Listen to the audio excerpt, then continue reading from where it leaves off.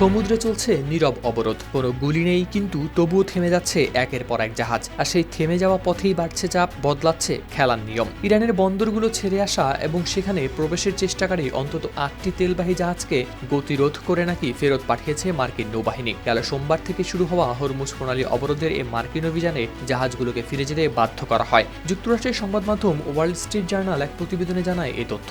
এর আগে মার্কিন সামরিক বাহিনী দাবি করে তারা ইরানের বন্দরগুলো দিয়ে সমুদ্রপথে সব ধরনের অর্থনৈতিক লেনদেন ও বাণিজ্য বন্ধ করে দিয়েছে।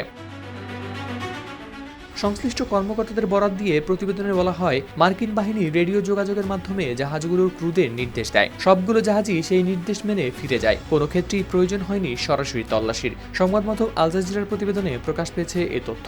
এর আগে যুক্তরাষ্ট্রের সেন্ট্রাল কমান্ড সেনকমের প্রধান অ্যাডমিরাল ব্র্যাড কুপার বলেন, ইরানের বন্দরগুলোর উপর অবরোধ পুরোপুরি কার্যকর করা হয়েছে। সামাজিক যোগাযোগ মাধ্যম এক্সে দেয়া এক পোস্টে অ্যাডমিরাল কুপার বলেন, ইরানের অর্থনীতির প্রায় 90% সমুদ্রপথে আন্তর্জাতিক বাণিজ্যের উপর নির্ভরশীল। অবরোধ আরোপের মাত্র 36 ঘন্টারও কম সময়ের মধ্যে মার্কিন বাহিনী সমুদ্রপথে ইরানের ভেতরে ও বাইরে সব ধরনের অর্থনৈতিক বাণিজ্য সম্পূর্ণভাবে বন্ধ করে দিতে সক্ষম হয়েছে।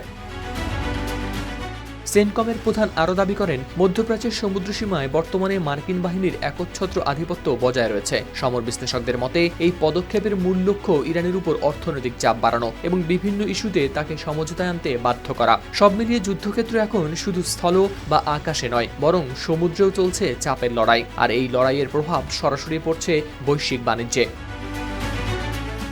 হাওলাদার শামীম, RTV।